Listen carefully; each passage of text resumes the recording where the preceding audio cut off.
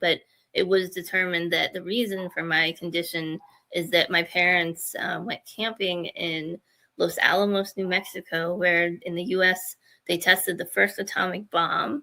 And they camped in, I believe it's called, it's like White Sands, which is a missile, which is a testing ground. And again, it was where they tested the atomic bomb in, gosh, was it 1945? Shoot, I don't remember the exact year. But so they were there in 1976.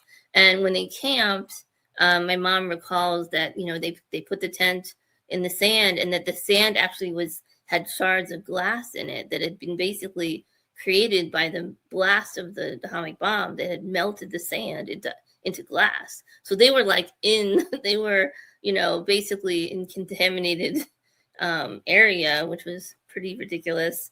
And they were there for 2 weeks while I was both conceived and the first few weeks when I was, you know, being developed.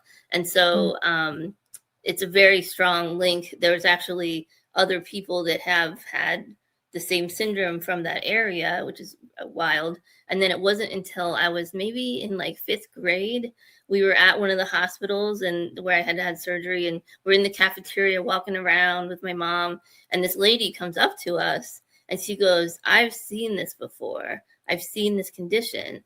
And she goes and tells my mom, she was a Chinese geneticist, and she's like, "I have studied Hiroshima, Nagasaki, and I have seen this there." And so my parents, you know, that's when they were like, "Oh, wow, maybe that's why, you know, she has the condition."